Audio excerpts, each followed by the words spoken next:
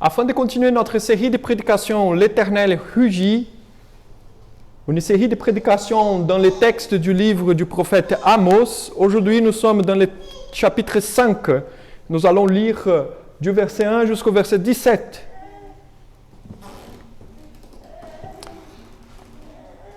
Amos 5, du verset 1 jusqu'au verset 17, dit « Écoutez cette parole, cette complainte que je prononce sur vous, maison d'Israël. Elle est tombée, elle ne se relèvera plus. La Vierge d'Israël, elle est couchée par terre, nous ne la relève, car ainsi parle le Seigneur l'Éternel. La ville qui mettait en campagne 1000 hommes n'en conservera que 100. Et celle qui mettait en campagne 100 hommes n'en conservera que 10 pour la maison d'Israël. Car ainsi parle l'Éternel à la maison d'Israël. Cherchez-moi et vous vivrez. Ne cherchez pas Bethel, n'allez pas à Gilgal, ne passez pas à Beersheba, car Gilgal sera captif et Bethel anéanti. Cherchez l'Éternel et vous vivrez. Craignez qu'il ne saisisse comme un feu la maison de Joseph et que ce feu ne la dévore sans personne à Bethel pour l'étendre. Oh, vous qui changez les droits en absente et qui vous foulez à terre la justice. Il a créé les Pléiades et l'Orion. Il change les ténèbres en aurore. Il obscurcit les jours pour en faire la nuit. Il appelle les eaux de la mer et les répand à la surface de la terre. L'Éternel est son nom. Il fait lever la ruine sur les puissants et la ruine vient sur les forteresses.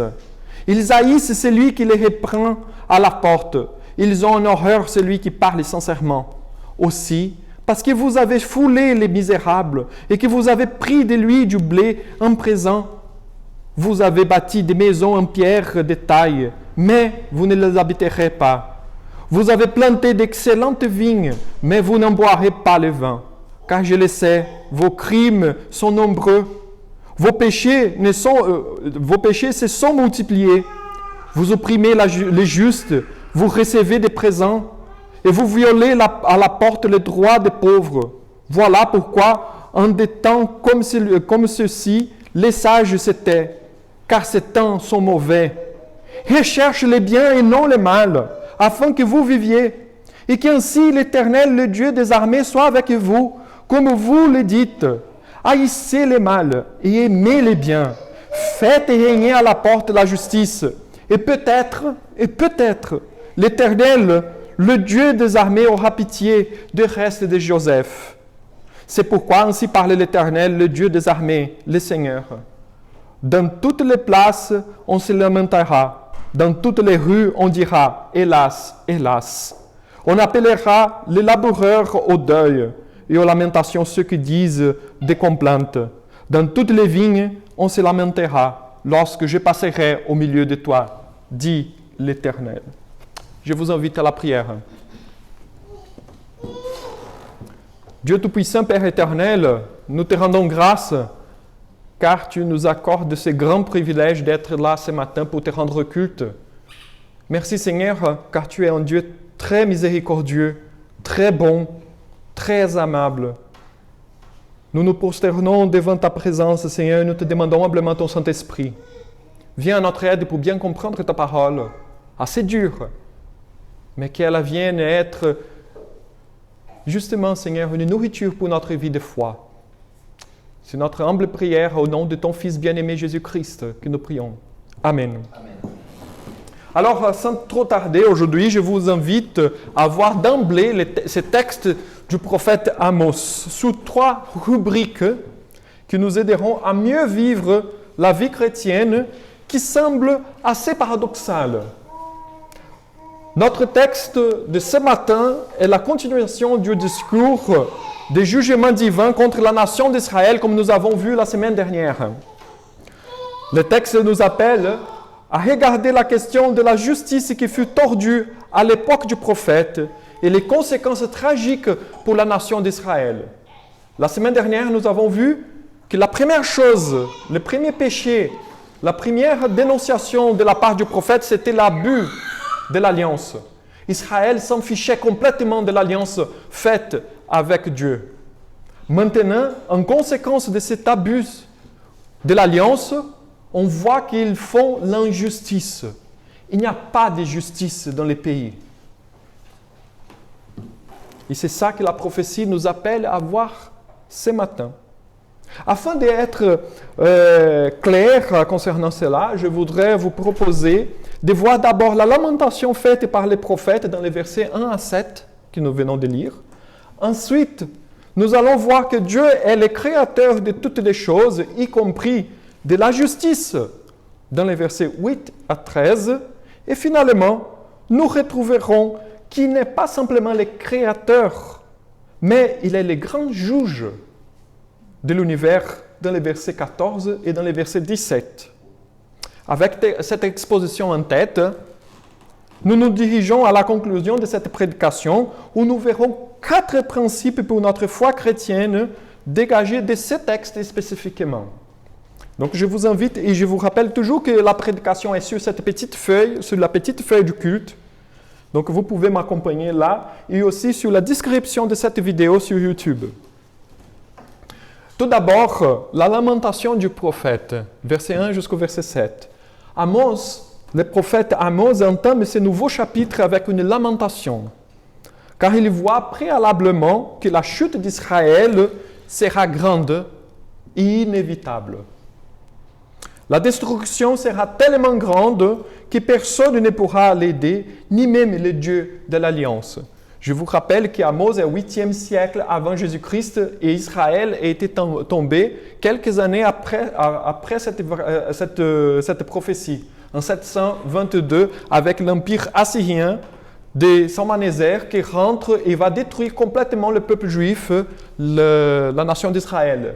Et depuis ce temps-là, le peuple d'Israël sera jusqu'à nos jours aujourd'hui toujours une nation méprisée et vraiment avec une situation très compliquée parce que justement le prophète avait averti, ils ne sont pas convertis. Donc les prophètes voient déjà que la chute sera grande. Il n'y a rien à faire sauf s'ils se convertissent, sauf s'ils se repentent de leurs péchés. Ainsi, les prophètes chantent une lamentation funèbre, parce que la nation est morte déjà. Néanmoins, la lamentation du prophète n'est pas dépourvue d'une espérance. Dieu devait être le centre de la vie, mais les gens ont préféré suivre leur cœur au lieu de la parole de Dieu. Ils ont fait de la religion une religiosité, c'est-à-dire quelque chose simplement d'extérieur, au lieu d'une démonstration de piété à Dieu. C'est là la différence entre religiosité et religion. C'est pourquoi faire de la religion une fin en soi-même ne procure rien de bon. Bien au contraire, cela est une perte de temps énorme, car la religion en soi-même, ne donne pas l'assurance de vie dont nous avons tous besoin. Donc, ce n'est pas au hasard qu'on fait beaucoup de choses mauvaises au nom de la religion, parce que ce n'est pas la vraie religion de l'intérieur, mais justement simplement une démonstration extérieure d'une religiosité. C'est là est le problème d'Israël. C'est là le problème d'Israël. Le culte est mécanique. Et donc, pourquoi, si je n'ai pas si je n'ai pas de crainte à Dieu, si je ne crois pas en Dieu, si je fais le culte d'une façon mécanique, pourquoi je dois être juste? Pourquoi? C'est comme Dostoïevski a dit, si Dieu n'existe pas, tout est permis. Dans le livre Les Frères Karamazov. Si Dieu n'existe pas, voilà, donc on fait tout et n'importe quoi. C'est là le cas d'Israël. Et c'est pourquoi le prophète dresse une lamentation pour dire, voici, il vient la captivité. Ce n'est pas au hasard si l'argument du prophète aboutit dans le verset 6 lorsqu'il affirme « Cherchez l'Éternel et vous vivrez ». C'est le seul chemin. Il n'y a pas d'autre. Cherchez l'Éternel et vous vivrez. Le prophète montre le chemin inverse qu'Israël devrait suivre. Au lieu de continuer à poursuivre son propre chemin, il devrait revenir Il devrait chercher Dieu et ainsi il trouverait la vie, car Dieu est la vraie source du bonheur. Il pensait qu'en vivant de la manière comme ils pensent que c'est bon, ils serions joyeux dans le bonheur, ils trouveront les réussites de la vie. Et Dieu dit non, il n'y a qu'un moi. Et moi, je suis prêt à vous pardonner. Comme Israël, normalement, nous pensons que nous pouvons trouver notre propre bonheur, faire sa propre justice, être bon et généreux sans Dieu, comme si ces vertus fussent capables d'exister d'une façon autonome. En effet, la justice, la bonté, la beauté, le bonheur n'existent que par rapport à Dieu, car il s'agit des créations divines. C'est pourquoi il n'y a aucune signification de vivre d'une façon juste et bonne si Dieu n'existe pas. Israël pensait, c'est possible de vivre bien sans Dieu, mais c'est une illusion. La même illusion que nous vivons aujourd'hui.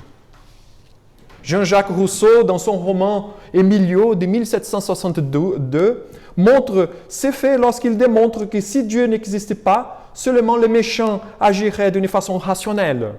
Car celui qui vit une vie de vertu agirait d'une façon absurde, parce que dans ce monde, la personne bonne ne peut pas compter avec une récompense, mais bien au contraire, elle doit toujours se sacrifier. Rousseau nous a déjà démontré cela. Et c'est la façon que nous vivons jusqu'à aujourd'hui dans notre modernité. Nous pensons que c'est possible. Je paye mes impôts, je prends soin de ma famille, je travaille, je suis quelqu'un honnête, comme s'il serait possible de l'être, tout ça, sans Dieu. Pour ne pas tomber dans ces paradoxes de vie, Dieu rappelle Israël à ses responsabilités dans le cadre de l'Alliance, car la justice et les droits sont des éléments qui composent le caractère divin, et Israël devrait incarner ces éléments dans la vie nationale. Vous voyez, puisque Israël est le peuple de Dieu, Israël devrait vivre une vie de justice, parce que Dieu est juste et bon. Mais ils ont fait le contraire. Ils détournaient les droits à leur profit et la justice fut oubliée. Je ne sais pas si vous connaissez des cas comme ça, des affaires comme ça. On tord la justice pour notre bien. J'imagine que dans la politique, on a déjà vu ça. La même chose ici. Et Dieu, par la bouche du prophète, il dit, ça va de mal en pire si vous faites comme ça. L'alliance est le fondement de l'identité nationale d'Israël. Elle était le cadre dans lequel les vertus seraient nourries et développées. Mais Israël a mis tout dans la poubelle. Les prophètes crient pour que le peuple cherche Dieu et qu'il repente de ses péchés. Ainsi, il trouverait la vie, le bonheur.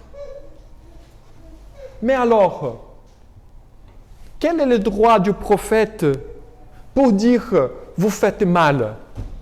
Qui est le prophète ? Qui pense le prophète être pour dire « voici, si vous repentez, ce que vous faites est mal, si vous allez dans ce sens, c'est bon ». Qui il pense ? Moi, je pense que ce que je suis en train de faire est bon. Ce n'est pas toi qui vas me donner des ordres. Quelle est la base de l'argument du prophète ? Et cela nous invite à la deuxième rubrique de cette prédication, que nous retrouvons cette réponse dans les versets 8 jusqu'au verset 13. Dieu est le créateur de la justice. La réponse d'Amos à cette question se trouve justement à partir du verset 8, où il montre que Dieu est le créateur de l'univers et que de cette manière, toutes les choses servent à lui. Néanmoins, en refusant de s'en repentir de ses péchés, Israël défiait la souveraineté divine. Ah bon, vous êtes des créatures et vous vous rebellez contre moi, le Créateur. Ça ne fait pas du sens. C'est comme mon petit, par exemple, quand il tape les pieds, il dit non, non, non, non, non, non, non, non. Je lui dis, tu vas manger. Non, non, non, non. Ah oui, bien sûr. On va maintenant. On va dialoguer maintenant. Non, tu vas manger, parce que ça fait bien pour toi. Tu penses que non, mais ça fait bien. Si tu ne manges pas, tu meurs de faim. Tu crèves de faim. C'est simple comme ça.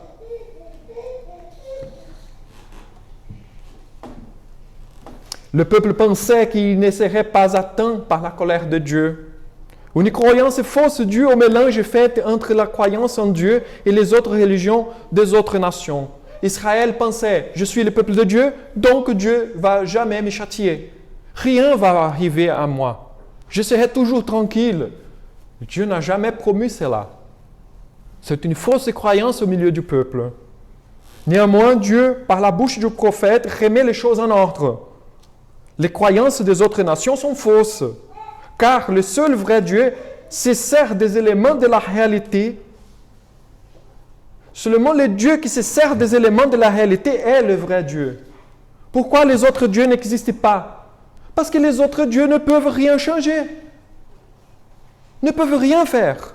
Par contre, le Dieu ici, le Dieu d'Amos, est celui qui change les choses, est celui qui fait pleuvoir. Et c'est lui qui arrête de pleuvoir. C'est lui qui change, qui demande qu'une autre nation vienne et envahisse le peuple d'Israël. C'est le Dieu qui s'y révèle. C'est Dieu qui agit. Ce n'est pas un Dieu qui est loin et qui laisse les choses courir à son propre égard. C'est le Dieu qui contrôle toutes les choses et rien n'échappe à son pouvoir. C'est le créateur de l'univers.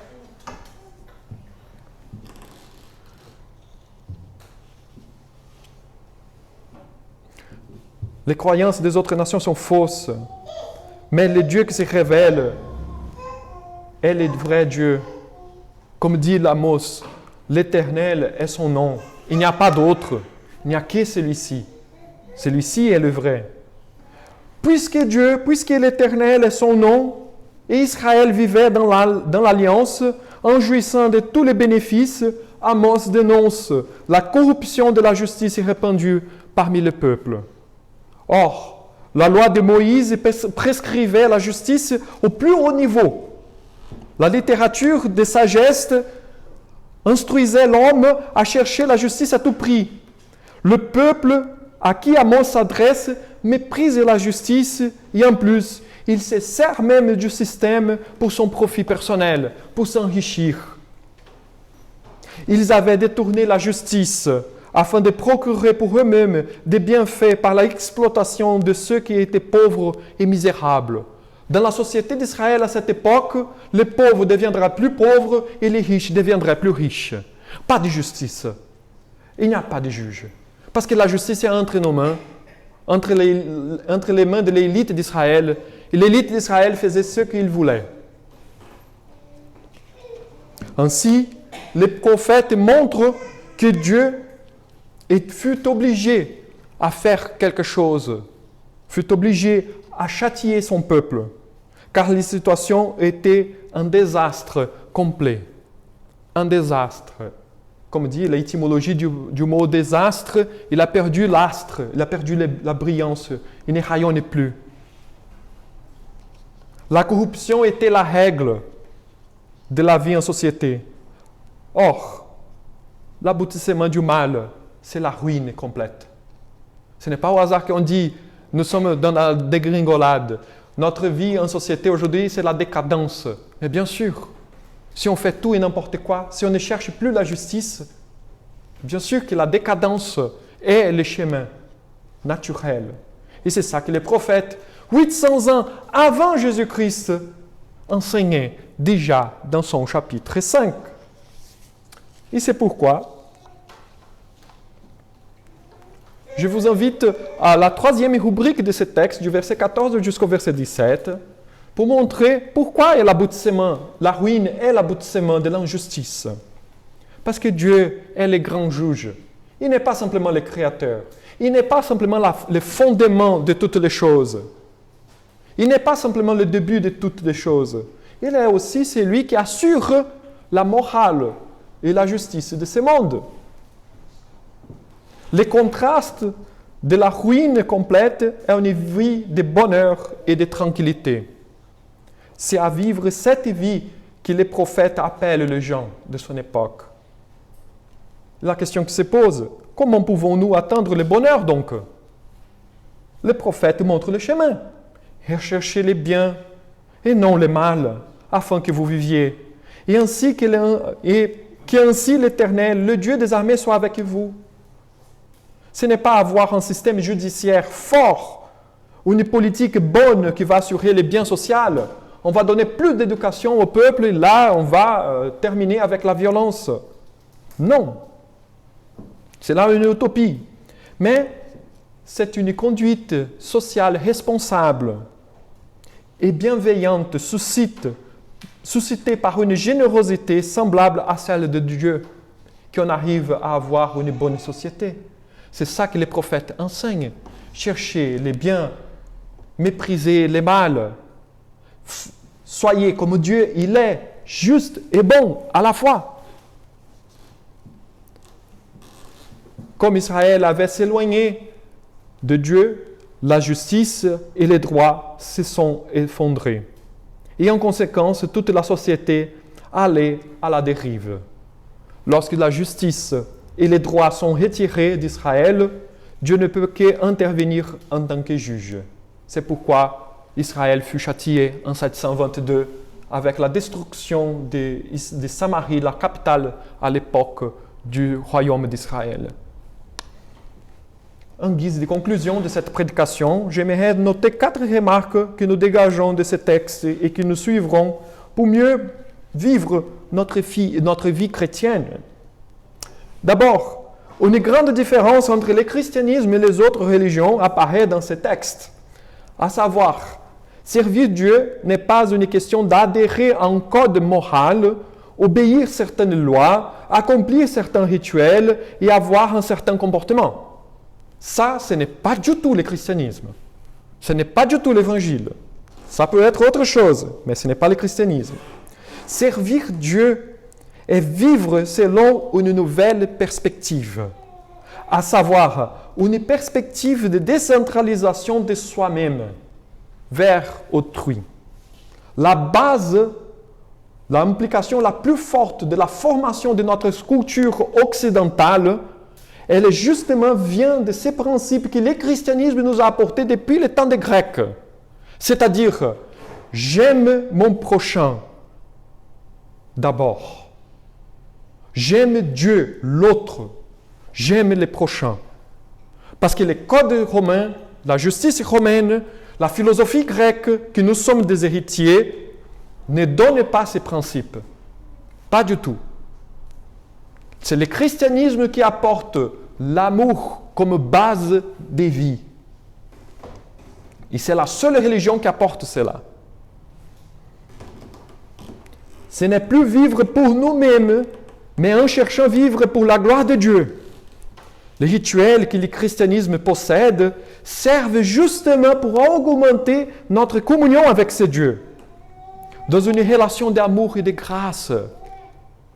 Dieu demande une intégrité de cœur, et cette intégrité est procurée par une vie avec lui selon l'Évangile. Comme la petite Mila Rose est la démonstration de la grâce divine. Elle n'a rien fait. Elle est une enfant. Elle n'arrive pas à comprendre ce qu'elle a fait. Elle ne sait ni même parler. Mais quand même, Dieu l'accepte. Rien vient d'elle. Et Dieu l'embrasse. C'est la même chose pour nous.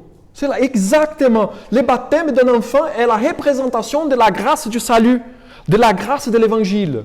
C'est-à-dire, on n'a rien fait. On n'a fait que du mal. Et quand même, Dieu vient nous embrasser. Quand même, Dieu est venu pour nous chercher avec la mort de Jésus-Christ sur la croix à notre place. Dieu ne nous commande pas afin que nous fassions quelque chose pour lui. Il n'y a pas besoin, comme je vous ai dit. Dieu n'a pas besoin de nous. Dieu a des anges, des milliers, des milliers, des milliers d'anges qui peuvent obéir et faire beaucoup mieux que nous. Il nous conduit afin que nous trouvions le vrai bonheur en lui seul. Pourquoi Dieu fait tout ça pour nous? Pourquoi Dieu nous aime? Parce qu'il aime, tout simplement. Il aime. Dieu veut que l'être humain soit épanoui dans sa vie. Et le seul moyen d'atteindre ce but est par lui, car il est le créateur de l'univers. Ce n'est pas possible d'être dans la joie, dans le bonheur sans Dieu, parce qu'il est le créateur. Dans le cas contraire, on serait toujours assujetti à nos péchés dans une vie de rébellion qui refuse la grâce et l'amour. Dans ce cas, on n'est pas meilleur qu'Israël de l'époque d'Amos. Deuxièmement, en tenant compte ce qui vient d'être dit, le culte sert pour que l'on fasse connaissance de Dieu. C'est pourquoi le culte n'est pas quelque chose de ritualiste. Le culte, c'est un acte communautaire que nous sommes ici en train d'apprendre comment vivre avec Dieu. C'est un acte de communion, les uns avec les autres, et nous tous en tant qu'Église avec le Seigneur. Le culte, cette connaissance de Dieu par le culte, nous façonne de telle sorte que nous passons à extérioriser dans notre vie quotidienne les caractères de Dieu, de justice et de bonté. Ce n'est pas au hasard si les premiers disciples de Jésus furent appelés chrétiens, qui veut dire petit Christ. Les premiers disciples de Jésus ont été appelés chrétiens. Pourquoi? Parce qu'ils vivent de telle manière comme Jésus, qu'ils sont des petits Christ, les chrétiens. On a la peine de reconnaître les chrétiens aujourd'hui, justement parce que nous ne mettons pas en pratique l'évangile de Dieu dans notre vie quotidienne, qui nous est enseigné justement lors du culte. C'est pourquoi il est si important de participer au culte régulièrement. Ce n'est pas au hasard si nous avons toujours du mal à venir, car si nous sommes façonnés par les idées de notre société, nous ne trouverons jamais ni plaisir, ni sens dans tout ce qui se fait ici. Bien sûr que non. Notre société prône pour une vie de plaisir complet. L'hédonisme, consumérisme, avoir plus, travailler plus. Nous sommes toujours assujettis à nos désirs. Le culte est justement nous enseigne, oui, les choses de ce monde sont bonnes, mais il y a une priorité dans la vie.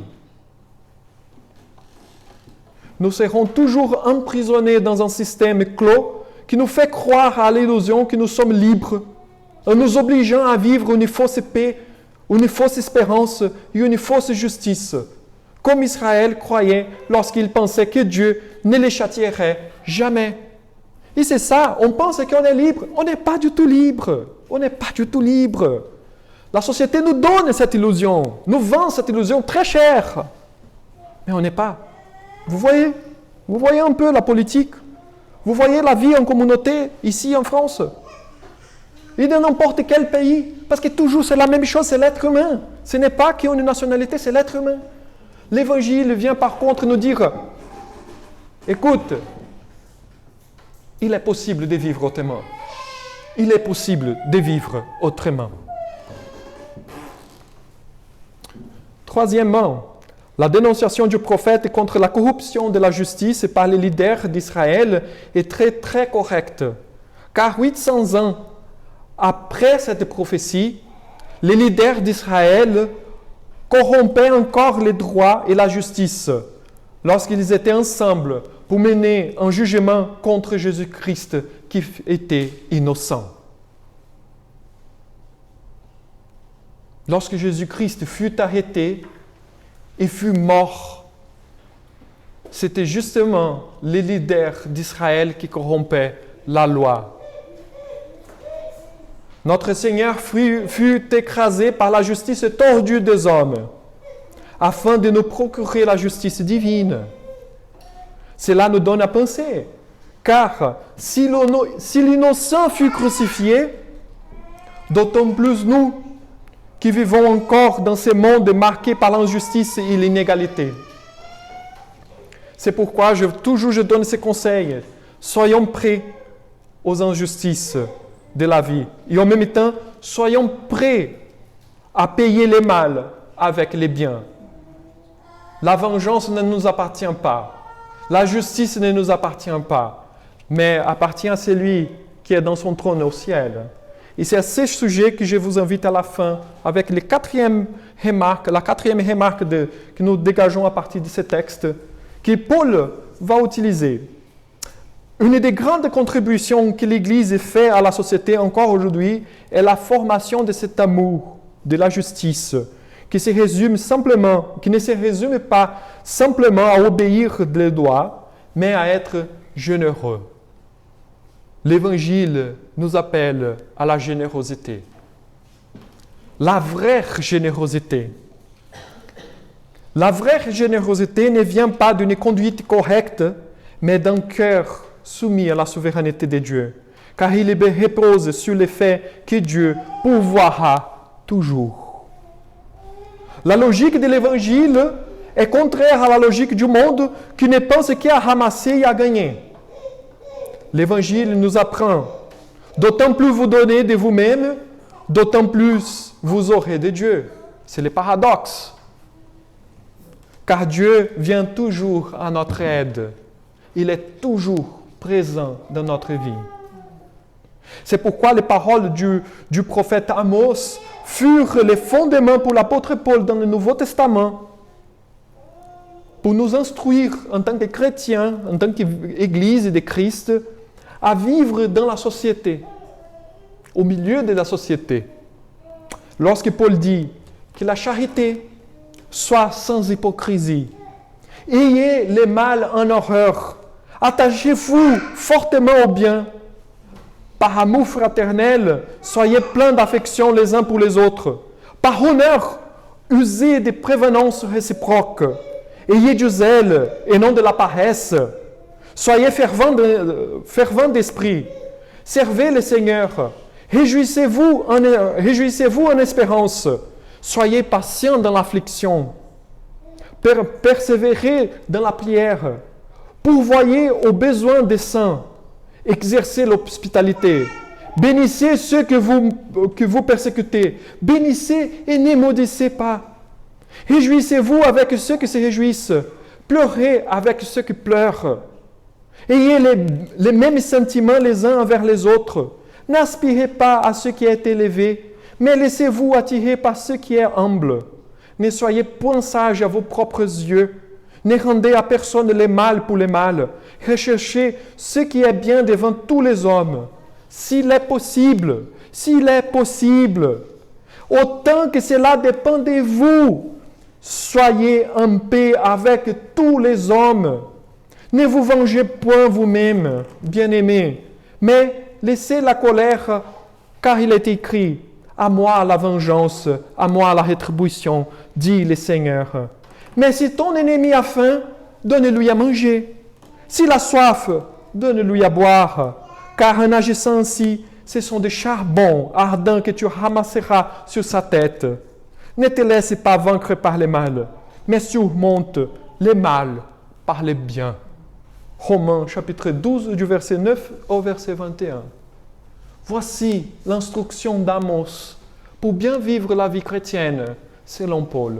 Je vous invite à la prière.